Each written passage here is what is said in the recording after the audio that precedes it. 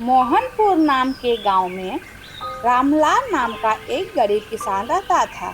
उस किसान के पास एक छोटा सा खेत था। उस खेत में खेती करके जो भी फसल होता वह उसी से अपना गुजारा कर खुश रहता। उसकी पत्नी बिमला घर में अपने गाय का ध्यान रखती, जिस वजह से गाय का दूध बेचकर कुछ खर्च निकाल लेती थी। बारिश न होने की वजह से इस साल रामलाल की फसल अच्छी नहीं हो पाई। बिमला जल्दी करो, आज खेत में जाना जरूरी है। खेत भी सूखता जा रहा है, कुछ समझ में नहीं आ रहा है क्या होगा, बारिश भी नहीं हो रही है।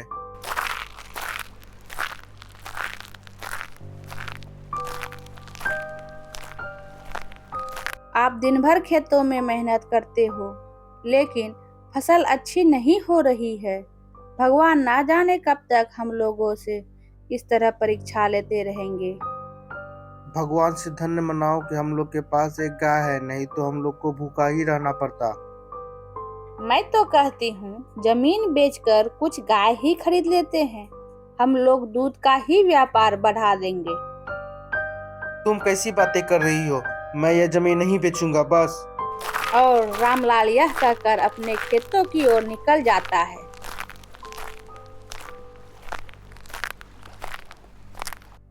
रामलाल सुबह से शाम अपने खेतों की खुदाई करते रहता है।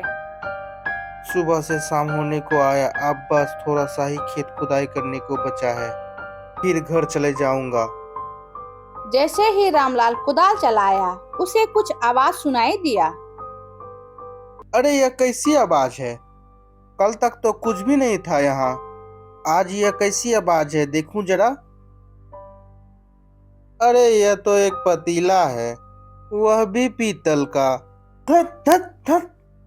मुझे लगा कहानियों की तरह कोई सोने या चांदी से भरा बर्तन निकलेगा। फूटी किस्मत मेरी। जब यह पतीला मेरे खेत से निकला तो यह पतीला मेरा हुआ। मैं इसे अपने घर लेके जाता हूँ। बिमला, एक गिलास पानी लाना जरा। अभी आई।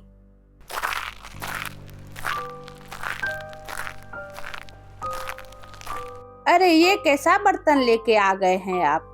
अरे ये खेतों में मिला था, सोचा घर लेके चलता हूँ। वैसे तुम दूध रखने के लिए पतीला खरीदना चाहती थी, मैंने सोचा यह काम में आ जाएगा।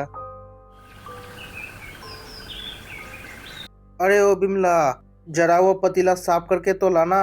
गाय का दूध निकालने का समय हो चुका है। ये लीजिए। ये लो दूध, दूध वाले बर्तन में भर देना। मैं जरा खेत से आता हूँ, फिर बाजार जाके उस दूध को बेच दूंगा। जी ठीक है, थोड़ी देर बाद। जल्दी दो, मैं बाजार जाके सारा दूध बेच के आता हूँ। अरे ये क्या, इतना सारा दूध का बर्तन? हाँ, पड़ोसियों से बर्तन मांग कर लाई हूँ। पतीला से दूध खत्म ही नहीं हो रहा है। इतना दूध का करेंगे क्या? तुम्हें कुछ समझ में आया? यह कोई ऐसा वैसा पतीला नहीं, यह चमत्कारी पतीला है। हमारे तो भाग ही खुल गए। मैं इसे जल्दी से बाजार में बेच के आता हूँ।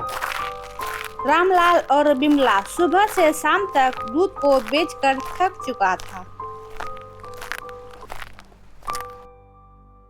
ये दूध कैसे खत्म होगा? अब मुझसे नहीं रहा जा रहा, मैं काफी थक गई हूँ। मैं भी आसपास के गांव में दूध बेच के आया, अब कौन लेगा दूध? अब मैं भी थक गया हूँ। और गुस्से में आकर रामलाल पतीले को उलट देता है, जिस कारण दूध खत्म हो जाता है। अच्छा, तो ये तरीका है खत्म करने का।